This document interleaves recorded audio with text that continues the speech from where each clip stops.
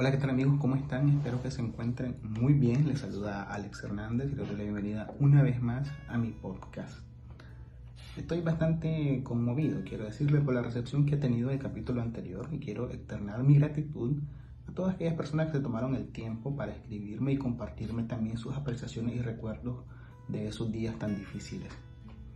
Quiero aclarar también que casi todos los nombres, como lo mencioné en el episodio anterior, han sido cambiados por cuestiones de seguridad.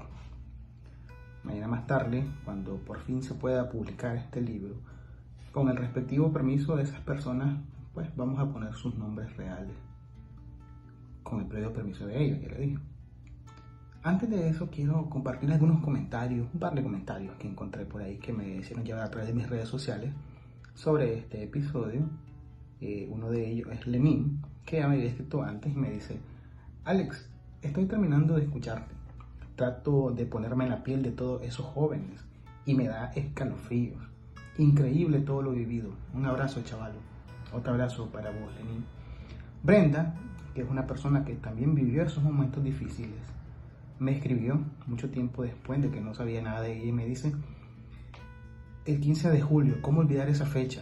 Ese día, un domingo, llegaron a sacarme de mi casa a las 11 de la mañana y enfrente de todos mis hijos.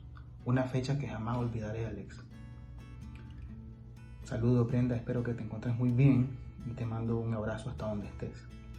Y también quiero compartir algo muy importante y con mucho significado para mí, ya que hasta después de 6 años, imagínense, finalmente pude volver a hablar con Ligia, la persona que nos acogió en Masaya y nos dio donde pasar la noche cuando llegamos aquel domingo 15 de julio procedente de Catarina, perseguidos por los paramilitares de la operación limpieza que hubo en ese día.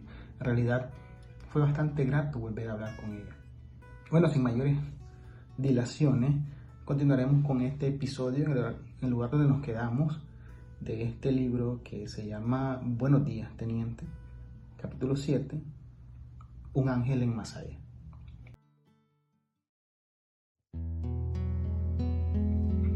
Me encontraba en la sala del interrogatorio. Llevaba casi una hora contándole detalles de la operación limpieza a la inspectora Daniela, cuando fue interrumpido en mi narración porque empezaron a golpear la puerta y posteriormente la abrieron. Era el oficial Gerson. Ingresó y le hizo una seña con la mano a la inspectora. Ella se levantó y salió con él hacia el pasillo. Unos momentos después regresó y tomó lo que tenía en la mesa, la hoja de papel que había rayado y su lapicero mordido. No se sentó, sino que empujó la silla en la que estaba sentada hacia el escritorio y me dijo: Quintanilla, vamos a seguir hablando de esto después. Teniente, le dije yo, ¿no me va a decir qué hora es? Hoy no, me respondió, y se fue. Acto seguido ingresó el oficial Gerson con otro oficial y me llevaron de regreso a la celda.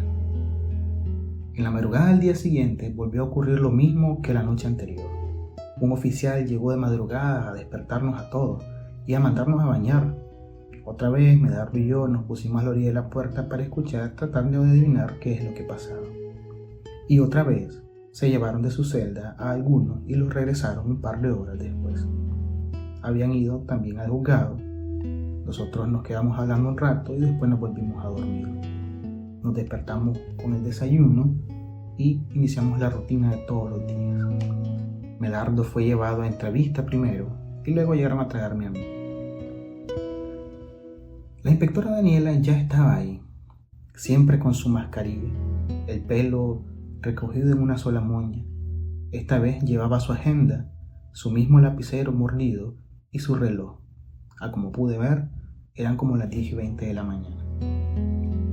Buenos días, teniente, le dije como siempre. Ella solo me quedó viendo. Yo podía ver por su mirada que se estaba riendo, pero ya no me corrigió. ¿Cómo estás, Quintanilla?, me dijo. Unas preguntas. ¿Te están tratando bien? ¿Te han sacado el sol? ¿Te han pasado tus bebidas? ¿Te están dando tu medicina? ¿Estás comiendo? ¿Cómo está la comida? ¿Te han tratado mal alguno de los oficiales? Yo solo la quedaba viendo y le respondía: sí, todo bien, pero estaría mejor en mi casa y libre. Ella hacía un cheque en una lista que tenía en la agenda y luego seguía. ¿Y con tu compañero? Medardo se llama, ¿verdad? ¿cómo te llevas? Ya se conocían de antes, ¿verdad? ¿De qué hablan? Y yo le respondí, pues no le puedo decir que no lo conocía. Hay un montón de imágenes que son bastante públicas, donde yo salgo con él en diversas actividades antes de venir para acá, teniente. Y pues, ¿qué le digo? ¿De qué vamos a hablar? De cualquier chochada que se nos pase por la mente en el día. Ella seguía haciendo check en su agenda y luego me volteó a ver y me dijo, bueno, contame entonces qué pasó después. Y yo, haciendo el desentendido, le dije, ¿después de qué, teniente? ¿Dónde te quedaste ayer? Pues me dijo, seguí con la historia. Hasta ahora no me has contado a dónde fueron a tirar a los policías que mataron. Es que, le dije yo, al menos yo no he matado a nadie, teniente. Entonces estás aceptando, me dijo ella, que en otros lados sí mataron a policías. No sé, le dije yo. Yo estoy contando lo que yo viví. Otras cosas yo no puedo contarlas porque no las viví. Yo no he matado a nadie. La gente conmigo tampoco ha matado a nadie. Pero sí conozco a gente que murió en ese entonces. Ella me volvió a ver y me dijo, ¿dónde están? ¿Quiénes son? ¿Quiénes eran? Teniente, usted debe saberlo. Ustedes los mataron. Ella no me dijo nada más y me dijo, bueno, entonces, ¿qué pasó después cuando saliste esa mañana de la casa de la señora donde te estabas quedando? Bueno, entonces continúo, le dije yo. Estamos hablando de la operación limpieza en Masaya el día 17 de julio de 2018.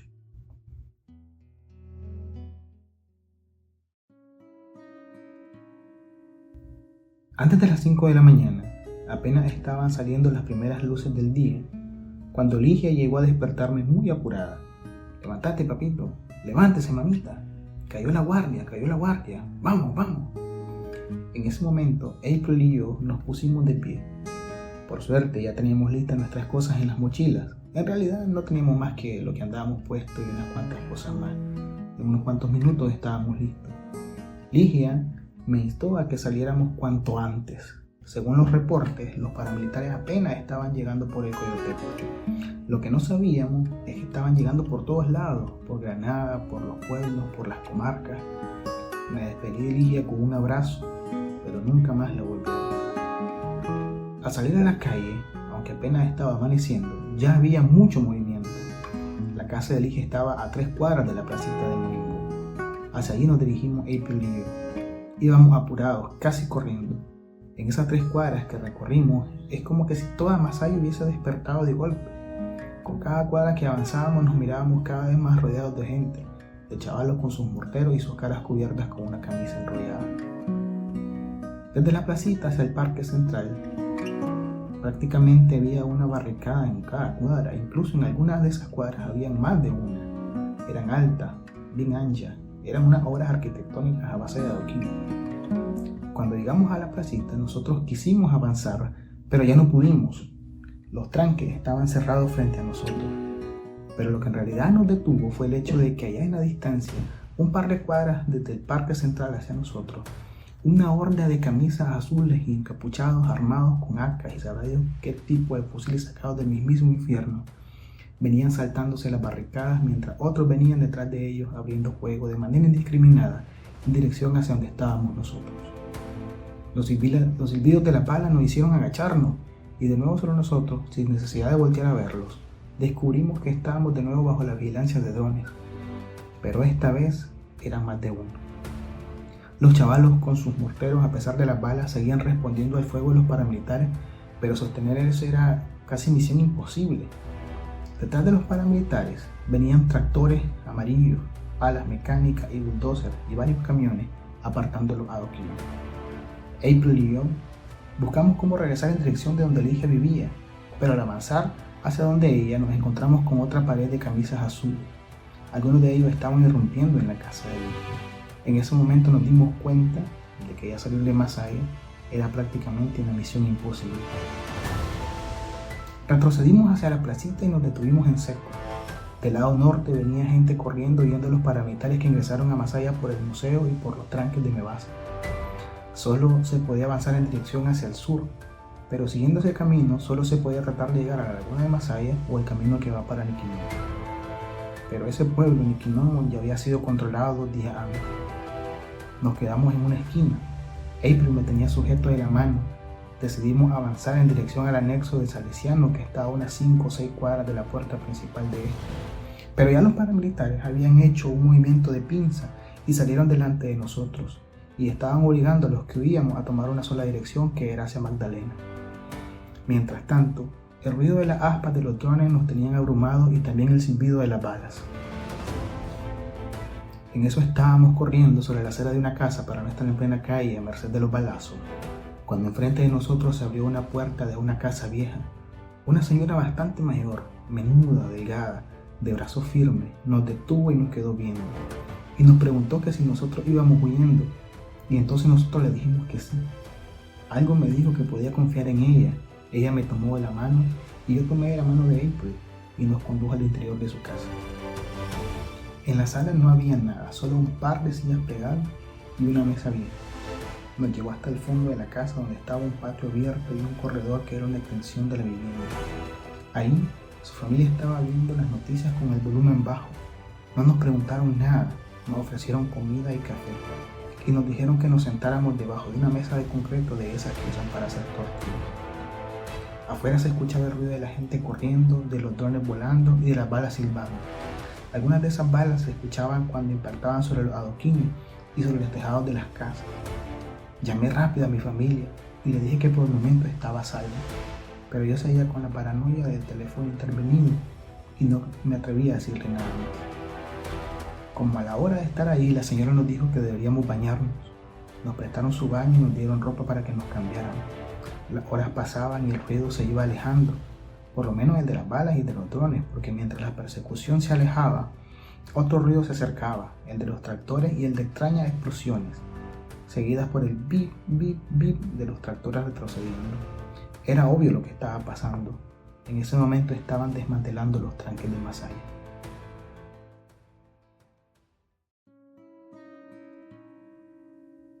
Pasado después del mediodía nos cansamos de estar viendo noticias. April y yo nos fuimos a la sala vacía a tratar de ver por las rendijas lo que pasaba allá afuera, pero no podíamos ver mucho. En eso se escuchó una balacera y gritos fuertes como de algarabía. Lo que estaba ocurriendo es que los paramilitares estaban en la placita de Monimbó celebrando. Y después escuchamos lo mismo, pero un poco más lejos. Habían balazos en el aire y los drones se callaron. Ahí pasamos tendido en el piso viendo por la rendija de la puerta, pero solo mirábamos una calle desolada. El sol salió después de las 2 de la tarde, pues hasta ahora el día había sido nublado. Yo tenía el teléfono en la mano y mucha incertidumbre. Había pasado toda la mañana y lo que iba de la tarde queriendo saber de los demás chavales, pero nadie contestaba. Miraba las imágenes que salían en las redes sociales sobre los primeros muertos de ese día y me preocupaba por el destino que tendrían los demás. La señora llegó y nos dijo: tienen que decidir qué van a hacer. Ahorita los que andan tirando balas en su mayoría no son de aquí, pero ya mañana los que van a andar de casa en casa sí son de aquí y van a ver que ustedes son de los que andan buscando. Yo les recomiendo, dijo la señora, que si van a salir lo hagan ahorita. Pero yo le dije: salir en medio de tanto paramilitar es una locura. La señora me volteó a ver y me dijo: por eso mismo, ahorita solo los sapos se atreven a salir, así que ustedes aprovechen. Entonces April y yo discutimos sobre la posibilidad de salir o no. Ella decía que sí, pero yo no estaba tan seguro. La señora nos volvió a ver y nos dijo: si van a salir, vayan sin nada. Dejen bolso, salgan como que se van a comprar. El que esté más comprometido, que vaya sin teléfono. Me quedó viendo y me dijo: vos, chavalo, no lleves los reales, dáselos a ella. Yo los voy a acompañar un poquito para disimular. Los hijos de la señora trataron de convencerla de que no saliera, pero la señora estaba determinada a dar los primeros pasos con nosotros. Yo no estaba tan seguro, pero accedí. Nos pusimos lo más casual posible, dejamos la cosa ahí en la casa de la señora, jamás regresamos por ella. April se escondió en el pecho el dinero que andaba, limpió su celular de cualquier cosa incriminatoria y salimos. Eran como las 4 de la tarde. El cielo estaba medio despejado y el sol ya se miraba opaco.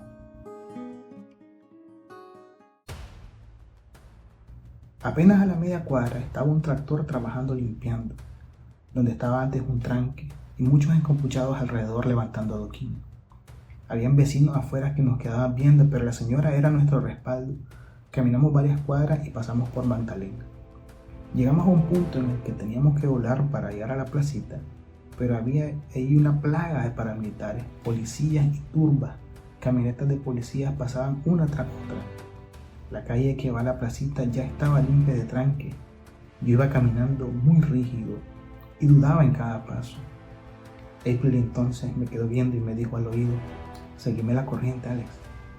Entonces me tomó la mano de nuevo, luego me abrazó y me iba diciendo: menos mal que vinieron los muchachos a sacar a todos esos golpistas, a todos esos delincuentes que nos tenían encerrados, todo ese montón de tranqueros desgraciados. Menos mal que el comandante se preocupó por nosotros. E iba diciendo cosas así por el estilo y se iba riendo y diciendo cualquier cosa de los tranques. Así llegamos a la placita, que era un hervidero de antimotines y paramilitares, y nosotros avanzando en media calle. Yo sentía que nunca llegaríamos al parque, y cuando llegamos al fin, el parque era otro nido de paramilitares, policías y turbas. Habían parlantes con música sandinista. Y pensé que de ajuste tendríamos que caminar hasta la carretera Masaya, que desde ahí estaba lejos, porque no pasaba nada, ni un taxi. Mi plan era llegar a la carretera a Masaya o llegar al mercado y tomar un bus en dirección a Granada, y una vez ahí en Granada a ver qué podíamos hacer o a dónde agarrar. Pero no pasaba nada. Entonces decidimos caminar en dirección al mercado. En eso estábamos cuando vimos un taxi que venía pasando. Le hicimos parada, pero venía lleno. El taxista me quedó viendo y me dijo: va buscando salida, ¿verdad? Y me hacía muecas con la cara señalando a los policías. Entonces yo le dije que sí, y él me dijo: dale, rápido, montate. Ahí nos acomodamos a como pudimos. April me llevaba chiñado. El taxista me preguntó: ¿dónde te dejo? Yo le dije que me llevara al mercado, pero él me dijo inmediatamente que no había buses. Entonces le dije que me dejara en la carretera por la rotonda San Jerónimo, pero él me dijo que no había pasada. Entonces le dije que me dejara en la circunvalación, y él me dijo que estaban paramilitares en cada parada, que lo que podía hacer era dejarme del otro lado de la carretera y que de ahí caminara.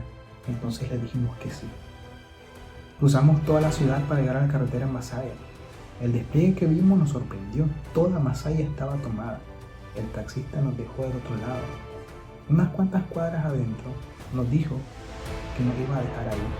Entonces nos salimos del taxi. Él nos quedó viendo y nos dijo que Dios nos acompañara y se fue.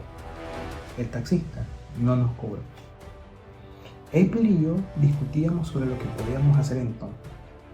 Mientras caminábamos sin dirección alguna y dando vueltas, pasó cierto tiempo cuando habíamos avanzado sin rumbo aparente en un trecho. Casi estaba anocheciendo, cuando en eso una moto se paró detrás de nosotros y nos comenzó a hacer señas con las luces y con la bocina. Francamente, yo pensaba que nos iban a capturar y decidimos caminar más rápido. La moto entonces avanzó y se paró frente a nosotros, y vi entonces que era una mujer. Se subió la brisera del casco para dejarse ver y me dijo: Alex, soy yo, Marifer. Marifer había estudiado conmigo hacía muchos años en una universidad en Masaya, el primer año. Entonces no nos habíamos vuelto a coincidir ni a ver, y solamente por allá nos hablábamos en alguna red social. Hasta ese día nos volvimos a ver en persona. Ella me dijo que siguiéramos caminando en ese rumbo y que ya regresaba. Unos minutos después regresó con alguien más en otra moto. Era su esposo. Nos dieron unos cascos y nos llevaron a su casa. Me abrazó y se puso a llorar. Me preguntó que qué jodido andaba haciendo en la calle, que bien podían haberme capturado o me podían haber matado, pero yo le conté cómo había pasado todo. Nos dio refugio esa noche en su casa. Vimos las noticias. Doña Chica Ramírez estaba hablando en CNN sobre lo que había pasado en Masaya y de los muertos que habían habido. Me pude conectar con todo el mundo desde el teléfono de April porque ella había guardado los contactos. Entonces nos dimos cuenta del tamaño de toda la tragedia, de que muchos de los que habían bajado conmigo 2 días antes estaban bien, pero estaban escondidos en la laguna, en su cercanía, en alguna finca, y que otros incluso ya estaban casi por cruzar en Costa Rica. Platicamos mucho, pero en realidad estábamos cansados. Nos ofrecieron una habitación y ropa para dormir, y ellos también fueron a descansar. Yo no podía creer todo lo que había pasado ese día, y de cómo había logrado salir de ese horror sin sufrir daño alguno. Me di cuenta que seguía en estado de shock. April también lo estaba, pero estoy seguro que ella había sido más valiente que yo en aquel día. Pero si algo estaba seguro y estoy seguro hoy, es que si después de todo lo ocurrido en esas últimas 48 horas todavía seguía vivo y libre, era solamente por voluntad de Dios, que actúa sobre las personas convirtiéndolas en verdaderos ángeles. Al día siguiente, muy temprano en la mañana, Marifer nos despertó y nos hizo desayuno. Ella nos dijo que podíamos quedarnos en su casa el tiempo que fuera necesario, pero yo le dije que sería muy peligroso para ella y para su esposo. No podíamos confiarle a nadie y sus vecinos podrían ver que tenía gente extraña en su casa. Decidí con April que nos iríamos a Managua, a la casa de las amistades que habían ofrecido ella antes, y así lo hicimos. Salimos de la casa de Marifer hacia la carretera Masaya. Ya estaba abierta y había bastante tránsito, pero habían policías y antimotines en cada cuadra. Tomamos el primer microbús que pasó hacia la capital y nos bajamos un par de kilómetros después para esperar otro bus. Hicimos el mismo proceso un par de veces más, pero yo estaba tan paranoico que no quise tomar ningún bus que fuese a Managua, que viniera de Mazatepe o de Andaime, porque ahí podría venir gente de Catarina que me podría identificar. Y así fue como finalmente, como a las 11 de la mañana del 18 de julio, finalmente pudimos llegar a Managua y sentirnos un poco a salvo.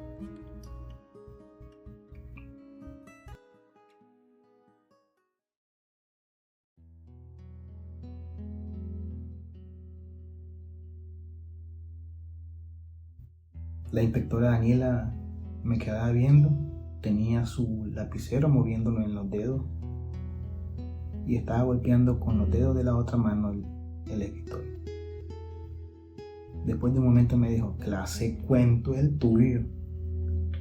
Yo te pregunté sobre las personas que ustedes habían matado y yo le dije lo siguiente.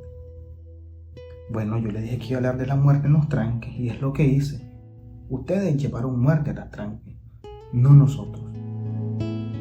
Y entonces vi que ella tenía varios nombres anotados en la hoja que antes había rayado. Y la volví a ver mientras me miraba a mí y me decía: ¿y estas personas dónde están? Esas que mencionaste. Ah, esas personas, le dije yo, están libres y lejos y seguros. Ella me quedó viendo y me dijo: ¿y por qué no están aquí con vos? Yo le dije: ya le dije que están lejos y están libres. Y además están lejos y están libres porque fueron más vivas que yo.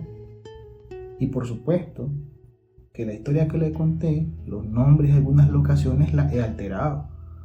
Lo que es inalterable es el hecho de que ustedes fueron quienes mataron gente en ese día y obligaron a miles a dejar sus hogares, a irse al exilio y dejar a su familia. La inspectora no me dijo nada, me quedó viendo y luego vio su reloj. Eran las 11:30 de la mañana. Había estado hablando con ella por cerca de una hora. Me quedó viendo y me dijo: está adelantado, ¿viste? Señalando su reloj. Y yo le dije: entonces no se lo hubiera puesto. Ella tomó la agenda y el lapicero que lo había estado mordiendo todo el tiempo que yo hablaba, se rió y se puso de pie. Hablamos después, Quintanilla me dijo, y se dispuso a salir de la sala. Cuando pasó a mi lado me dijo: Quintanilla, está adelantado 10 minutos. Y se fue. Al poco tiempo llegaron los oficiales para llevarme de regreso a la celda.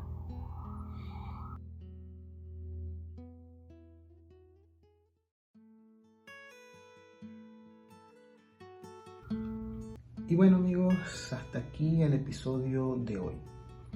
Yo sé que este capítulo y el anterior han sido extraordinariamente largos, pero se trata de un acontecimiento que en lo particular puedo asegurar que nos cambió la vida a muchísimas personas. Muchos jóvenes valientes murieron. Miles de compañeros de lucha tuvieron que abandonar sus hogares y desde entonces no han vuelto a ellos. Yo soy uno de ellos. Familias enteras fueron fracturadas. Otros muchos fueron hechos prisioneros. Otros iniciamos una etapa de clandestinidad que también terminó en el exilio, en la prisión, como fue mi caso después. La operación limpieza es el reflejo de la cara más criminal de lo que es el sandinismo. Todos tenemos una historia que nos conecta y que tiene que ser conocida. para que nada de esto quede en el olvido, porque quien no conoce su historia está condenado a repetirla. Y nosotros hemos hecho un compromiso de que en Nicaragua nunca más haya alguien que muera por amor a la patria. En el futuro yo estoy seguro que edificaremos escuelas y no tranques ni tumbas para nuestros hijos. Y ojalá que en el futuro ninguna madre tenga que ver a su hijo tirado en la calle asesinado por un paramilitar. Honor y gloria a los caídos. Nicaragua será libre y será justa. Hasta la próxima.